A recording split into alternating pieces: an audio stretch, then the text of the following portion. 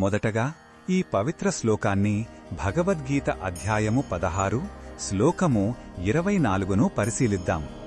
దైవ మరియు అసుర స్వభావాలను వివరించిన తర్వాత ఏది సరైన మార్గమో నిర్ణయించుకోవడానికి శ్రీకృష్ణుడు ఈ అధ్యాయం యొక్క చివరి శ్లోకంలో ఒక స్పష్టమైన మార్గదర్శకాన్ని అందిస్తున్నాడు.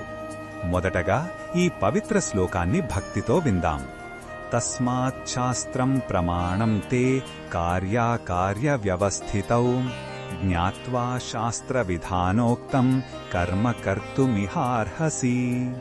ఈ శ్లోకం అర్థమేమిటంటే, అర్జున, ఏ పని చెయ్యాలి, ఏది చెయ్యకూడదు అనే విషయంలో నీకు సందేహం కలిగినప్పుడు శాస్త్రాలే నీకు ప్రమాణం.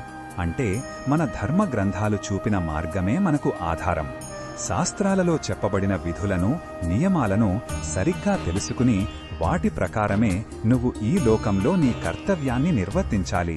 ఈ శ్లోకంలో ఉన్న భావం మనకు ఏమి చెప్తుందంటే, జీవితమనే ప్రయాణంలో మన మనసు గందరగోళానికి గురైనప్పుడు, మన ఇష్టాయిష్టాలు మనల్ని తప్పుదారి పట్టిస్తున్నప్పుడు శాస్త్రజ్ఞానం ఒక దీపంలా దారి చూపుతుందని భగవంతుడు మనకు భరోసా ఇస్తున్నాడు.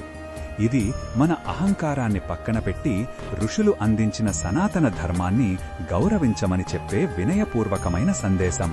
ఈ బోధనను మన దైనందిన జీవితంలో ఎలా ఉపయోగించుకోవచ్చంటే, ముఖ్యమైన నిర్ణయాలు తీసుకునేటప్పుడు మన కోరికల కంటే ధర్మం ఏమి చెబుతోందో ఆలోచించాలి. ఉద్యోగంలో నిజాయితీగా ఉండాలన్నా, కుటుంబంలో శాంతిగా మెలగాలన్నా ఈ సూత్రం మనకు ఎంతో సహాయపడుతుంది. మనసు స్థిరంగా లేనప్పుడు మన గ్రంథాలలోని మంచి మాటలను గుర్తు చేసుకుని వాటిని ఆచరించడం ద్వారా సరైన మార్గంలో పయనించవచ్చు.